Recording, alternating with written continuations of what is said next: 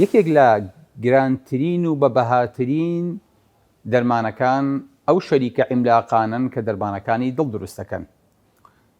یەکێ لە گەورەترین شەریکاتی ئەچیزە ئەوانن کە ئەچیزەی دڵ دروست دەکەن لە کاتێکە نەشتەرگەری بۆ دڵەکرێ.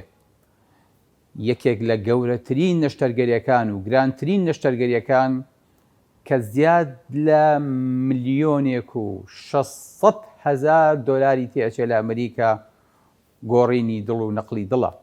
واتە لە ئینسانێکەوە بۆ ئینسانێکی تریش. هەموو ئەوانی کە ئەیبینن وەکو دەرمان تەنها کاری دڵ و ئیشی دڵ هەوڵە دەن ڕێک بخەن. وگەرنا دڵەوە زۆر گەورەترە بچێتە ژێر هەژمونی هیچ کەسێک و هیچ جۆرە مەعمەل و دەرمان و کارگەیەکەوە. دڵ بۆ خۆی ئومەتێکە، دڵ بۆ خۆی هەڵسوورێنەری دانەدانەی ئەندامان و بگرە دواتریش هەموو کۆمەلگایە.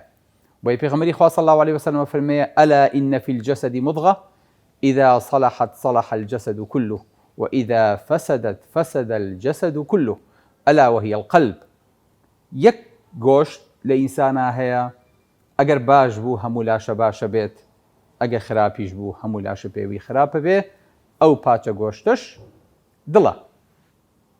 بۆیە بابزانین هەریەکەمان چیمان بە دڵەکانمان کردووە و چەند تاوان و خەڵتە و خەوشمان بەسەرا نەخشانووە و بۆ لەم و دو ئەتوانین چۆن ئەم دڵانە بە عیبادەت و بە پەرستش پاکەینەوە و سافکەینەوە و وەرەقەیەکی سپی، دڵێکی سپی لەگەڵ خوای گەورە و لەگەڵ پەروەردگارمانە هەڵبەینەوە.